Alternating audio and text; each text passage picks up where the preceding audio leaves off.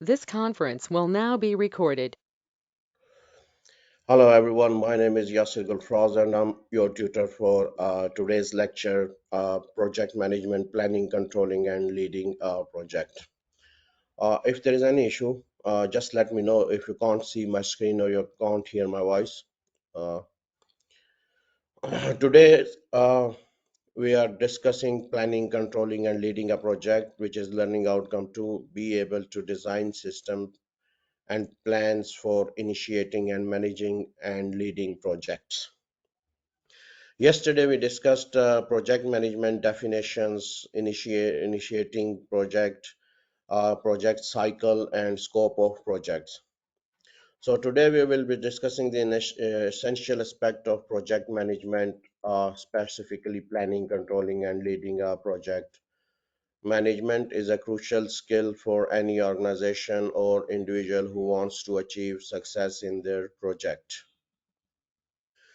Uh, it involves organizing resources, setting goals, and delivering outcomes that meet to exceed expectations. So, in today's lecture, we will explore the different components of project management and how they relate to the success of a project. We will begin by defining project management and its importance in achieving organizational goals. Then we will delve into the three critical aspects of project management: planning, controlling, and leading. So we will discuss the various tools and techniques used to create effective project plans. Now, we will cover the following topics: the why, what, how, when, where, and by whom of project management, including contract terms, documents, distribution, schedules, procurement, and establishing uh, the baseline for the project. So, critical path method, PERT, CPA modeling, quality control and analysis, total quality management, uh, and milestone charting. Also, roles and responsibilities of a project management, such as managing the team and stakeholders, change management, project environment, understanding the life cycle of project, setting, scheduling, budget and timing, developing the project plan, managing project risks, interfaces with other project, conflict resolution, including the role of project manager and sponsor. Throughout this lecture, we will explore each of these topics in depth to provide you with comprehensive understanding of project management. So,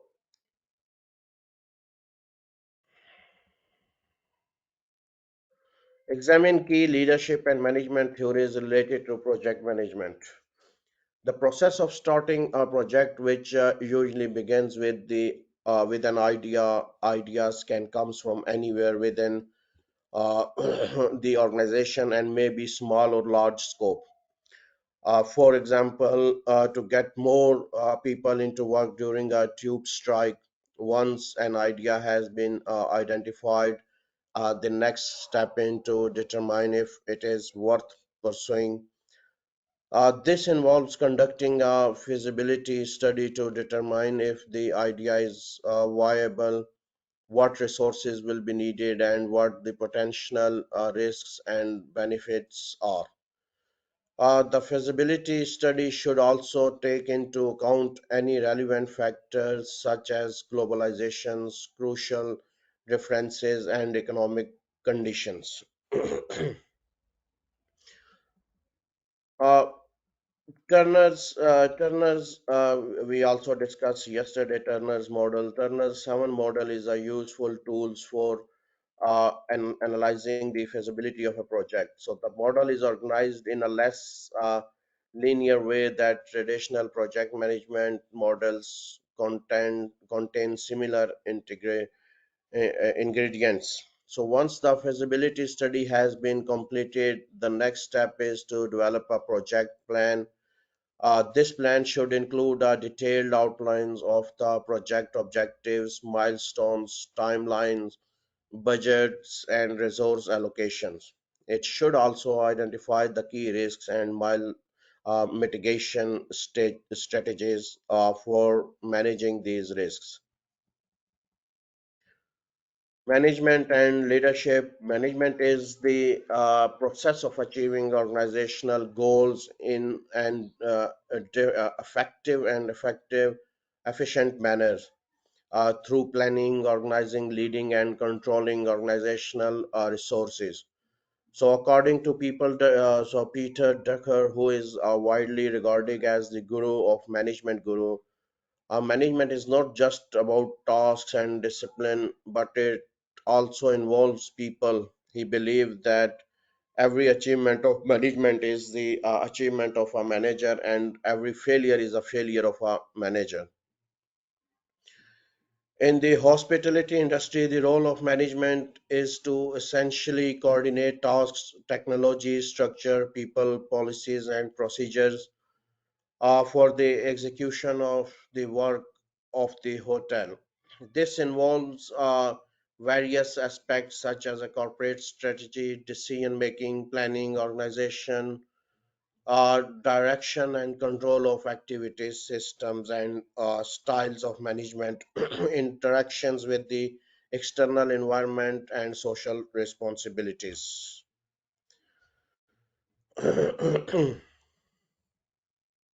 Our corporate strategy involves setting the long term goals and objectives of the hotel and developing plans to achieve them. Decision making is the process of making choices from among different alternatives. Planning involves identifying the goals and objectives of the hotel and developing a roadmap to achieve them. Organization involves structuring the hotel in a way that enables it to achieve its goal effectively. Direction and control of activities involves guiding and monitoring the activities of the hotel to ensure that they are aligned with its goals and objectives. System and styles of management involves the use of various system and management styles to achieve the goals and objectives of the hotel. So interactions with the external environment involves dealing with various stakeholders such as customers, suppliers, and regulatory bodies. Social responsibilities involves fulfilling the obligations of the hotel towards the society in which it operates. They includes activities such as environmental sustainability, uh, corporate social responsibilities, and community involvement. Next one is leadership theories.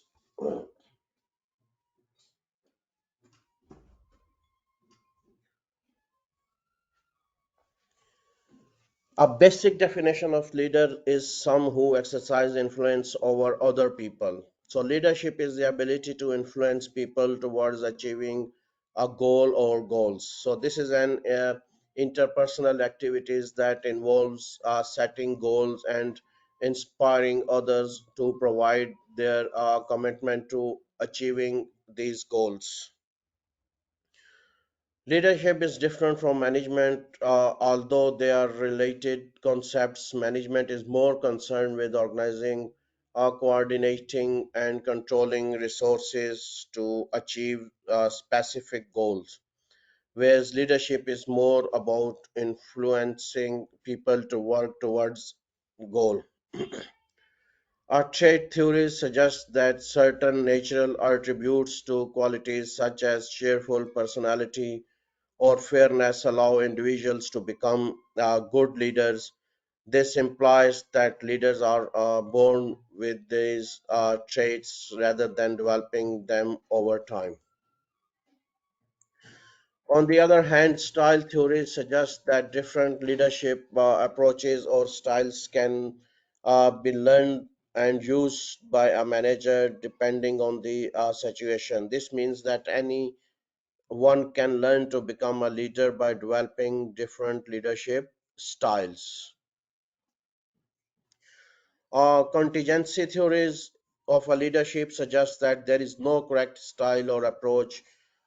Instead, successful leaders involves adapting to the particular circumstances in which the leaders find themselves. Then, successful project requirements, successful factors by ranked, clearly defined objectives, good planning and control, good quality of project, good management support, enough time and resources, commitment by all, high user involvement, good communication, good project organization, and structures being able to stop a project.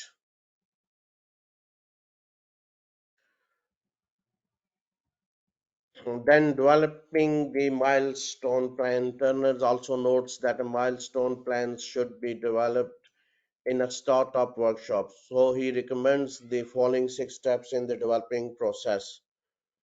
So step one involves agreeing the final milestones, which is essentially the end goals of the project. So this helps to provide clarity and focus for the entire team.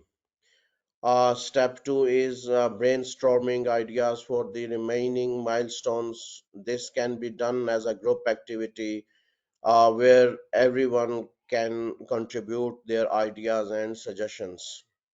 Step three, the terms reviews the proposed milestones and identifies those that are true milestones rather than half milestones. This helps to ensure that the plan is focused on significant achievements. Step 4, write the milestone on post-it notes and place them against the areas of work. So finally, step 5 is drawing logical dependencies between uh, the milestones. This helps to identify any critical paths and ensure that the plan is feasible and achievable.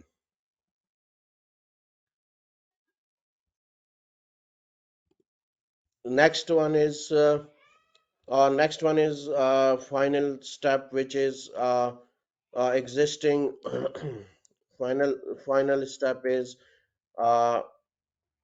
uh, is making a final drawing of the plan. This is an important step as it helps to ensure that the plan is comprehensive and well organized. Uh, Total quality management.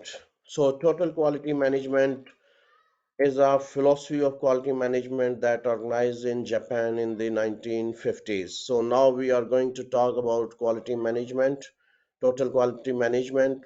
Uh, there are three basic principles of total quality management. The first is get it right first time. So, total quality management consider that the cost of prevention are less than the cost of correction.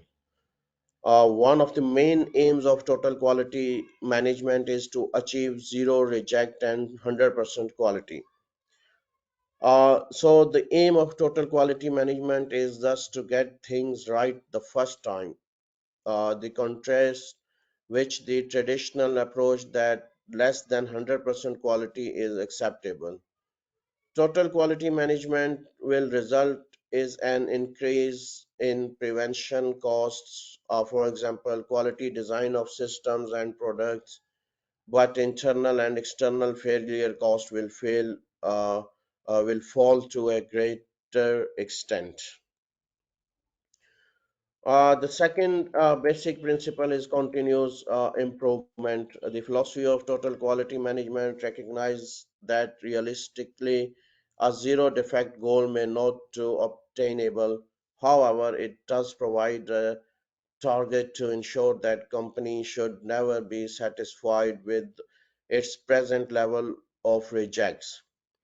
The management and staff should believe that it always possible to improve and to be able to get it more right next time. Total quality management is thus not a one-off process, but is the continuous examinations and improvement of process.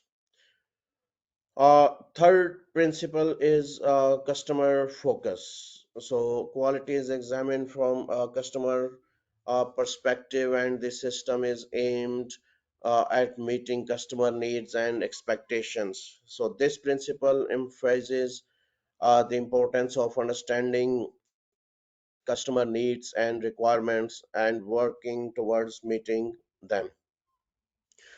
Total quality management is a customer focused approach to quality management that emphasizes continuous improvement and getting it right the first time. It involves everyone in the value chain and focuses on meeting customers' needs and expectations.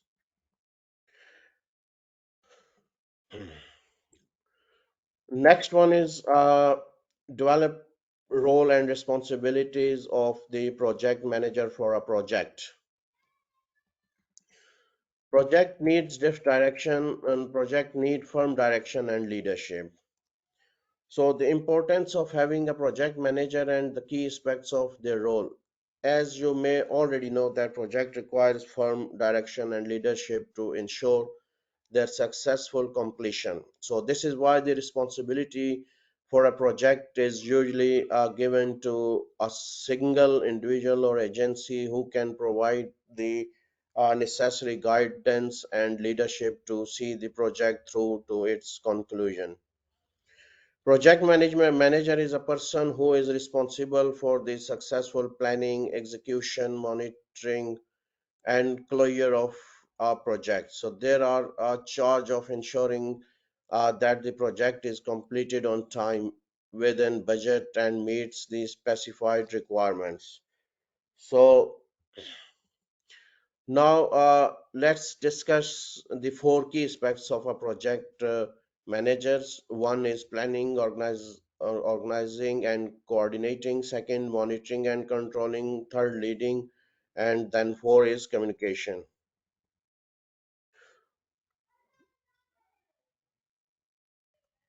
So first one is quickly I will discuss all four of them. First one is planning, organizing, and coordinating. The project manager is responsible for planning the project, defining the scope, creating a project schedule, and developing a budget. Next one is monitoring and controlling.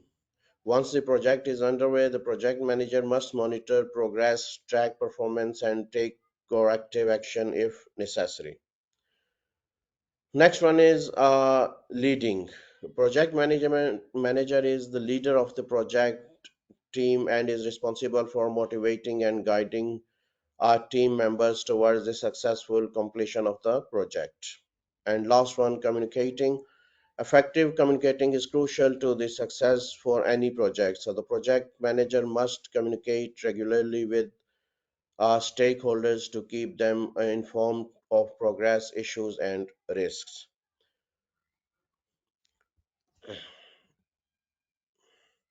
Project manager and plans, project plan. Project manager plays, as you know, that project manager plays a critical role in success of any project.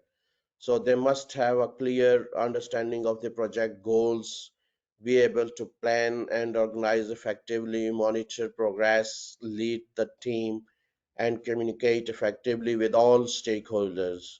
By doing so, that they can ensure that the project is completed on time, within budget, and to be satisfaction of all involved. A typical role of a project manager. Uh, some of the roles taken by a project manager is organizational, include uh, team leaders, planners and coordinator, task manager, communicators and relationship manager, problem solver, monitor and change manager, budget manager, manager and normal line manager. So project management managers are responsible for the successful planning, uh, execution and monitoring of a project, and they play a crucial role in ensuring that projects are completed on time, within budget, and to satisfaction of stakeholders. So project managers are team leaders. They spend time building the team, motivating individuals, and ensuring that the project has clear purpose and every core team members understanding the purpose.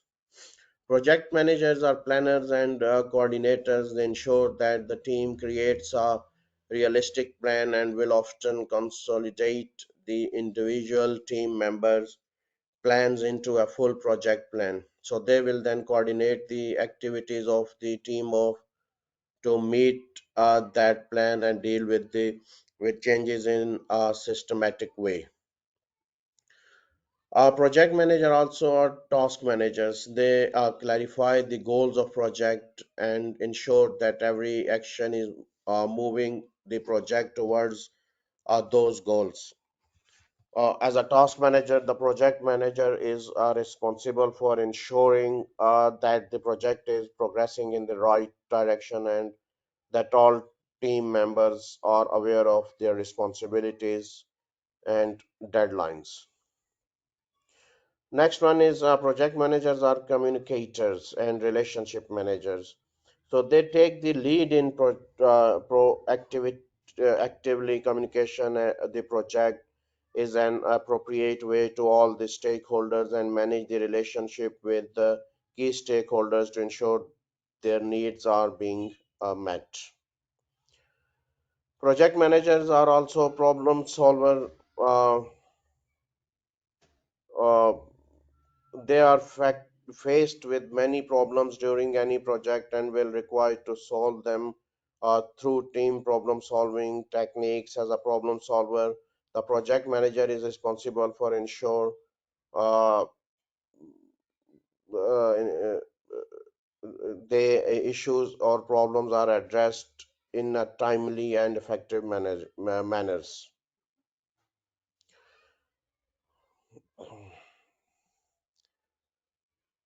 Project manager is responsible for the overall planning, execution, uh, and monitoring of the project. So they are ones who makes sure that the project stays on track and within budget. So they are also responsible for managing the team and ensuring that everyone is working towards the same goal.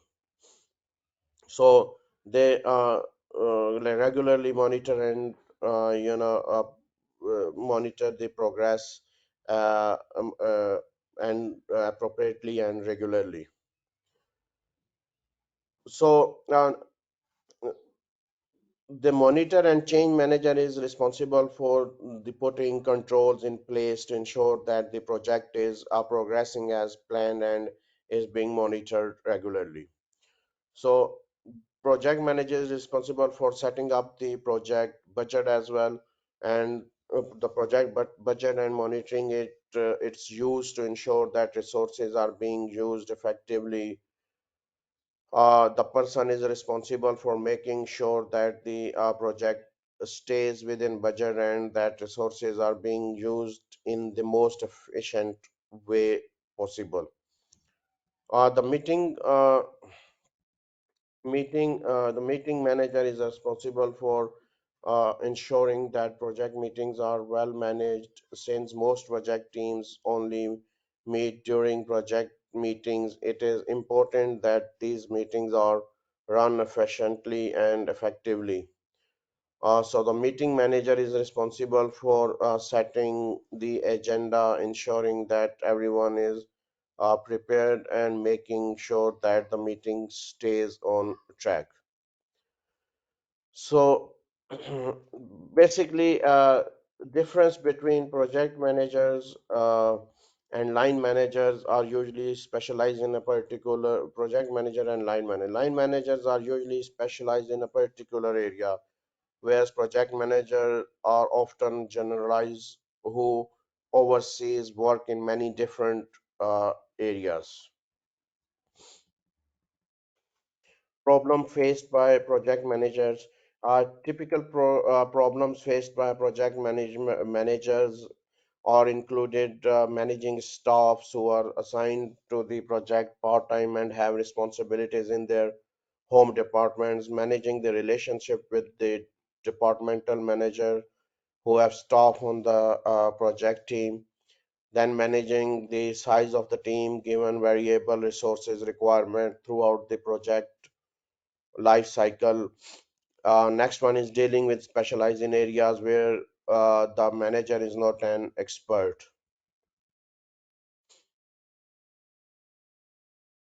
Uh, Next is develop a project organization identifying roles of key project team members. Uh, Here we will discuss the different roles and responsibilities of team members in organizations. Specifically, we will focus on the specialist or technical expert representatives, monitor and change manager, and problem solver. Uh, the team member is selected to join the core team members team because of their specialist knowledge or expertise. They bring this knowledge to the team and provide advice when needed. Additionally, they represent their home department in the project team and communicate the project team's views and decisions when back in their home department. Uh, Next, we have the representative as a part of the core team. The member represent their home department and communicates the project team's views and decision when back in their home department. Uh, this ensured that there is a smooth flow of information between the project team and the home department. Monitor and change manager is responsible for monitoring progress against the plan appropriately and regularly. So, as change are identified, they will ensure that the full implications have been assessed before the changes are agreed and implemented. This ensures that the projects remains on track and any changes are properly managed. Finally, we have the Uh, problem solver. This team member is required to solve problems by drawing on the resources of the project team and their home department, and through the use of problem solving techniques. This is an essential role as there will always be problems that arise during any project. So, and having someone who is able to solve them efficiently and effectively is critical to the success of the project.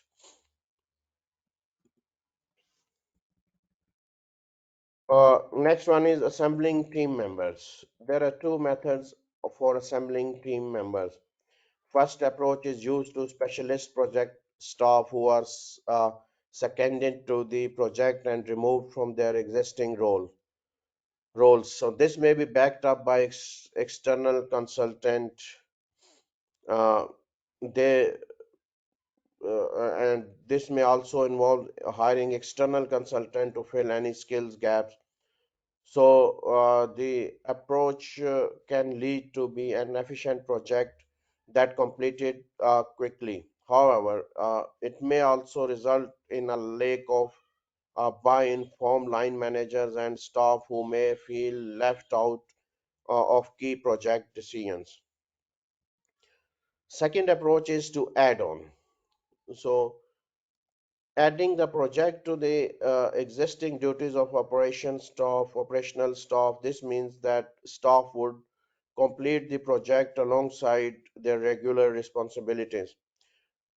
This approach may means that the project takes longer to complete, but it can benefit from decisions making being clear to the decisions point and from improved staff buy-in. So when deciding which method to use, it is important to consider that specific needs of the project and the organization as a whole. Both methods have their advantages and disadvantages, and the choice ultimately depends on what is most important for the success of the project. Here is a Bruce Struckman team development methods, uh, forming, storming, norming, and performing. So forming initially polite, guarded, reserved, eager to please, nerves acquiring, and not proposing. So then storming. Storming team members seen critical and rebellious, argumentative, unruly, temperamental, and volatile and ego content. So then is norming, where the team begins to work together more effectively and establish clear goals and roles. And the final is performing at this stage where the team is fully focusing and working towards achieving their goals. At this stage, team members clear have a clear understanding of their roles and responsibilities.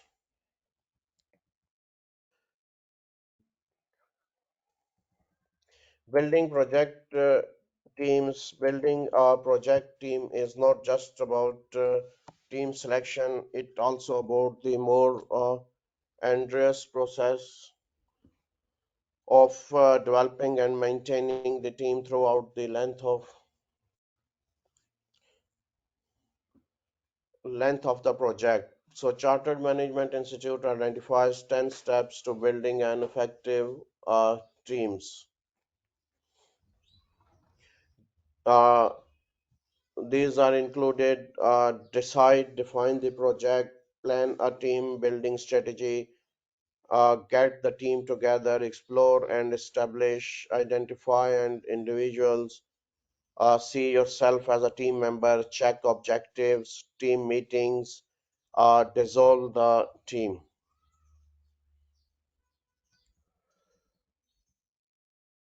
Determine sources of finance available uh, of project. So here are the sources of finance available of a project, selecting sources of finance, long-term sources, short-term sources, and sorry, and choosing between sources: finance for small and medium enterprises, Islamic finances, risk and return, leasing, equity, debt, hybrids, leasing, venture capital, raising equity, and right issues. Source of finances. The first step to decide whether a team is needed. Some projects can be managed by one person while other requires a team. It is essential to determine whether a team is necessary to achieve the project's goal. The second step is to define the projects that need to be achieved and the skills required to accomplish them. It is essential to set objectives for the project team and individual members. Additionally, Margressions and Macken's 9 competencies can be used to identify the skills required for success. Uh, Third step is to team building strategies such as a training, feedback, and a free flow uh,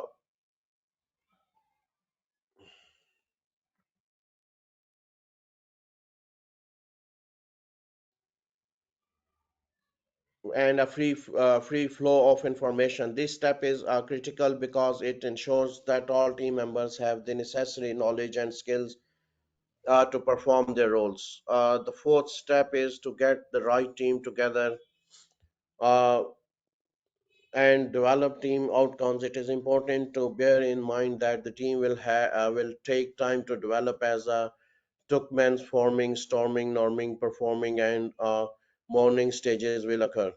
The fifth step is to explore the establish the operating ground rules. This step involves identifying ways of behaving and working that will be followed by all team members.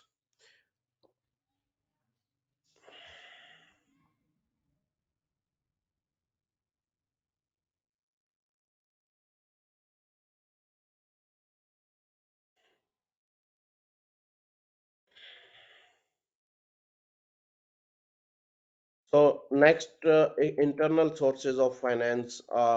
Various sources of internal finance for business, including owner investment, retained profit, sale of stock, sale of fixed assets, and debt collection. Uh, External sources of finance, bank loan or overdraft, additional partners, share issues, leasing, hire purchase, mortgages, trade credit, government grants, and then external sources of finance, which are included loan capital. Uh, this can take several forms, but the most common are a bank loan or bank overdraft. So, uh, bank loan provides a long-term kind of finance for a startup, with the bank starting the fixed period over which the loan is provided, for example, 5 years. The bank will also state the rate of interest and the timing and amount of repayments. To secure the loan, the bank will usually requires that the startup provides some form of security. This security typically comes in the form of person guarantees provided by the entrepreneur. Bank loans are particularly suitable for financing investment in fixed assets, and they generally have lower interest rates than bank overdrafts.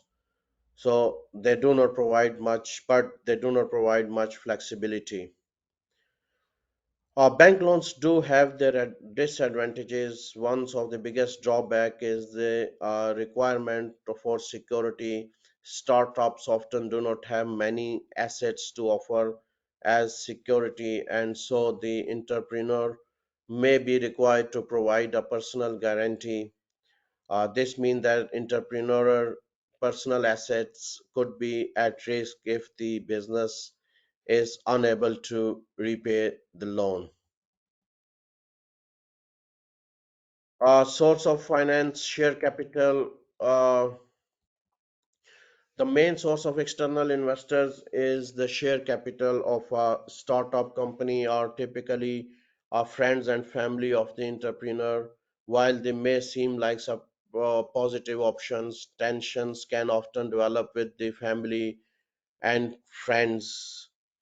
As fellow shareholders, it is important for entrepreneurs to carefully consider the potential consequences of accepting investments from friends and family members.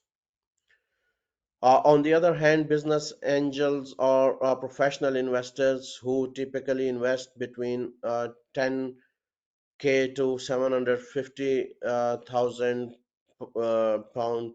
They prefer to invest in business with high growth prospects. So that's mean the individuals are often made their own money by setting up and selling their own successful business, and therefore have proven entrepreneurial expertise.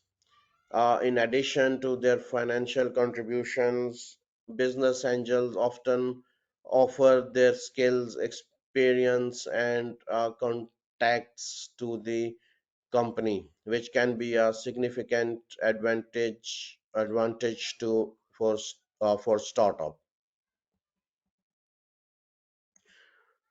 GDR and ADR, a global depository receipts, is bank certificate issued in more than one country for share in a foreign company. So GDR is a global depository receipt, and ADR is American depository receipts. Uh, American depository receipt is a security issued in the United States that represents shares for a foreign company. So ADR are issued by a US depository bank and traded on a US stock exchange, making them available only to US investors.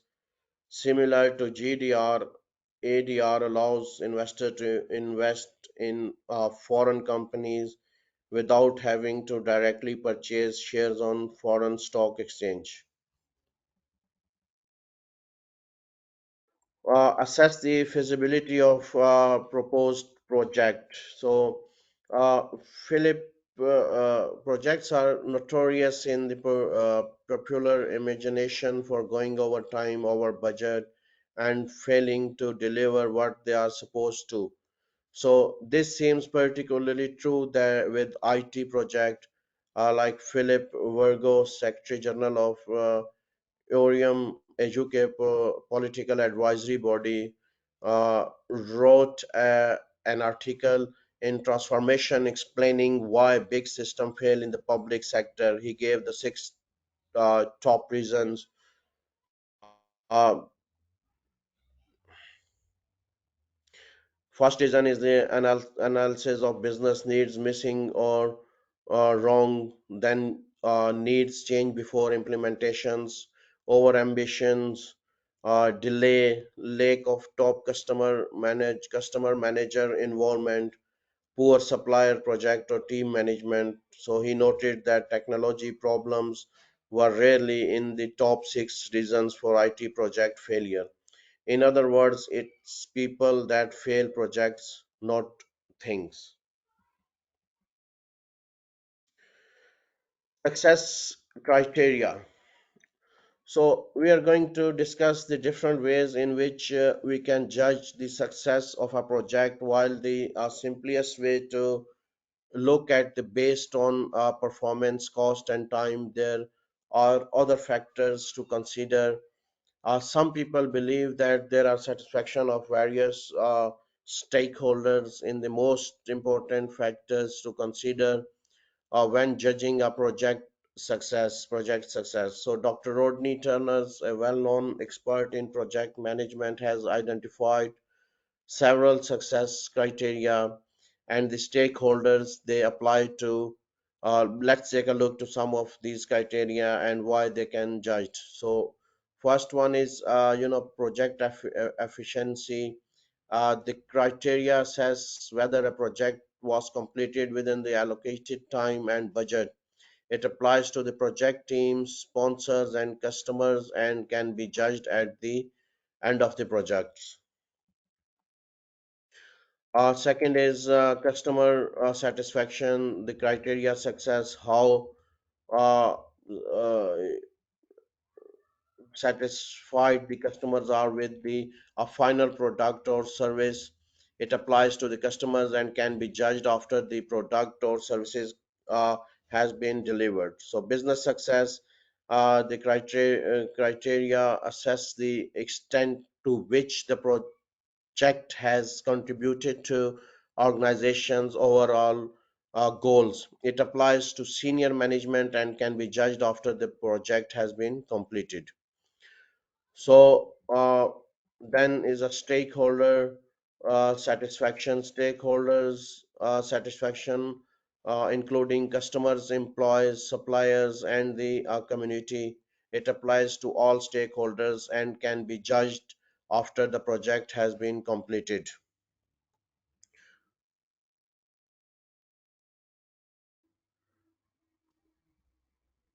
Project feasibility. Why a project fails? Uh, Project fails for any idea. Anyone can tell me if they have any idea. Okay, so projects fails for many reasons such as poor planning, unclear objectives, lack of communications, indicate resources, and insufficient budget. In addition, the absence of a clear project scope, undefined roles and responsibilities, lack of stakeholders' involvement, and improper risk management can lead to project failure. Risk assessment methodologies.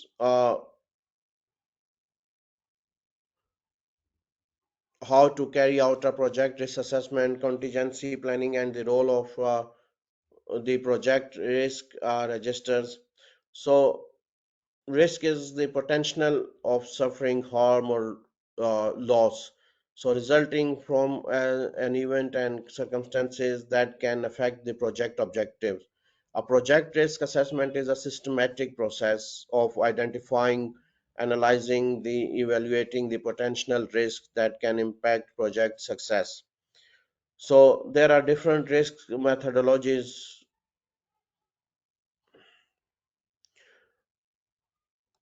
which we can use to mitigate the risks.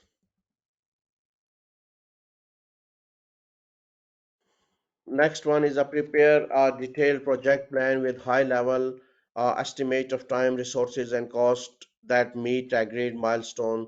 Project risk is the combination of the probability or likelihood of an adverse event happening and its consequences or impact if it did. Risk assessment of a project is a process for identifying risk, assessing the level of risk, controlling the risk, because of what has been said about project failure. Risk assessment is very important and a project. It should not be an after uh, thought but a key process.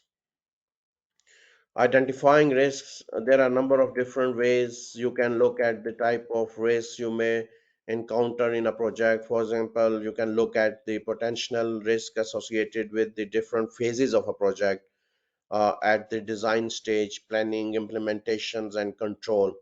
Stakeholders involved in the projects. So, the reasons, resources you need for the projects like time, people, money, materials, informations, and tools. Risk and milestones. A good starting point is to use uh, your milestone planning structures and then look at each phase to identify the risks, bearing in mind performance, time, and cost. For example, Cohen and Palmer notes that in their experience, the major source of project risk on engineering and constructions projects are the following: changes in project scope and requisition, design errors and omissions, in inadequately defined roles and responsibility, performance, inaccurate cost and schedule estimate, which is cost and time, insufficient skills, staff performance, new technology, and performance. Assessing the level of risk. So you can assess probability high, consequences low, and level of risk high, low. Quantitative, this is qualitative, and quantitative 5, 1, or in numbers you can define. So controlling the risk. um, You may know risks are uncertainties or events that may have an adverse impact on the success of a project. It is important to assess these risks and place them in priority order so uh, that appropriate controls can be implemented to mitigate them. When assessing risks, it is worth noting that some risks may already have adequate controls in place. In such cases, it may be beneficial to include these controls in your risks documentations, as they may help to future mitigate the risk. Uh, for example, a hypothetical example of a village hall project uh, running over time in the building phase. To mitigate this risk, the organizations can include time linked penalty parameters in the building contract and take into account reasonable force measure. These measures can help to ensure that the project stays on track and is completed on time. Another common risk element is budget overruns. One way to mitigate the risk is include a contingency in the budget. It is very important to consider what contingency plans the organization should have a place in case the project overruns even that. So, for example, the charity can identify a funding sources or loan facility for emergency use, such as its county uh, council or borough. So, risk assessment and management are crucial components of project planning, especially for non-profit organizations. By assessing and prioritizing risks and implementing appropriate controls, organizations can minimize the impact of potential adverse events and increase the likelihood of project success. So here, the risk register where you can log in the risk assessment is complete. It should be documented in a risk. So typical format suggested by Chartered Management Institute. Project risk register, project title, project sponsor, project management date, version, risk number, date, risk descriptions, probability, impact, status, honor, and mitigations from cross references.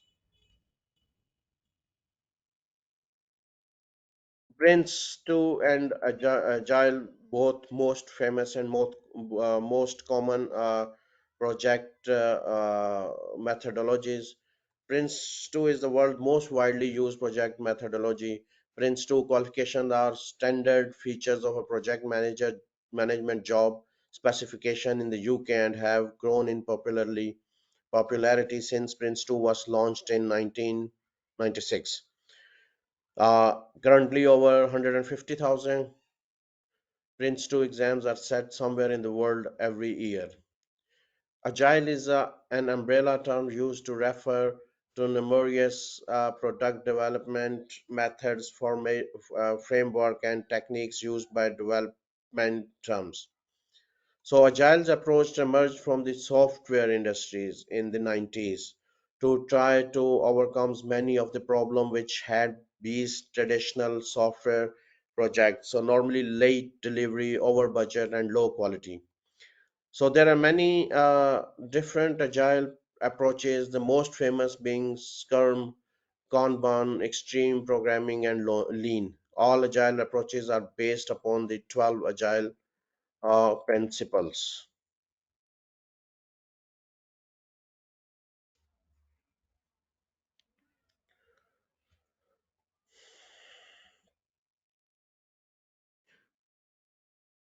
The cost benefit, the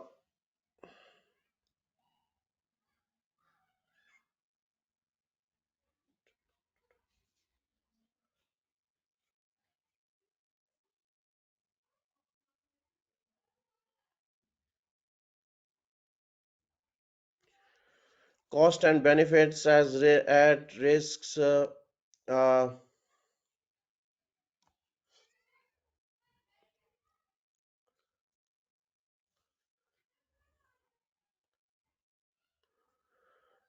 to further assess of feasibility of your project and justify it to your customer, you need to do an analysis of its cost and benefit. The purpose of cost benefit analysis is to tot up the various benefits of the project and put them against its cost to see how they balance against each other. Unless the benefit exceeds the cost of won't be worth doing.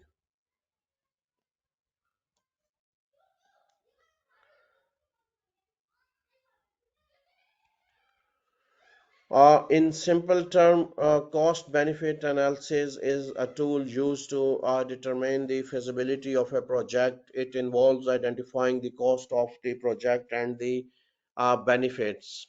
It is expected to bring both quantitative and qualitative and weighing them against each other. Purpose of the analyzing is to determine if the benefit outweigh the cost which would make the project worth pursuing. Let's take the example of a village hall project. The cost of project the relatively easy to identify, such as the financial cost of building work. But how do we quantify the benefits. The benefits of the project may include social benefits such as success to better facilities and services, a focus for great community involvement, inclusiveness.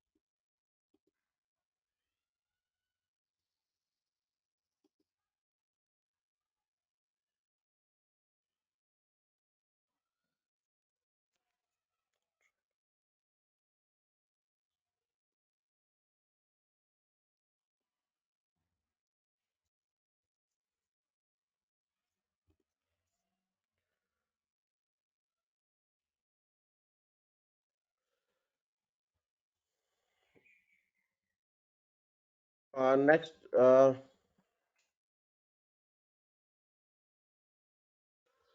cost and managing store location project, a Marks and Spencer case study.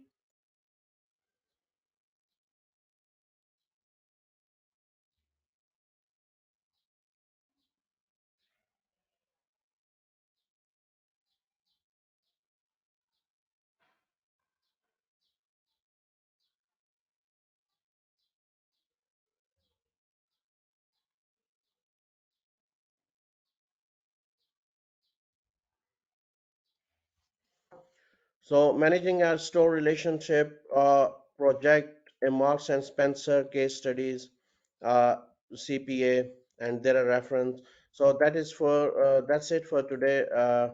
My name is Yasir Gulfraz. If you have any questions, please email me at tutor-management at ukversity.co.uk. Have a good day, everyone, and see you next week.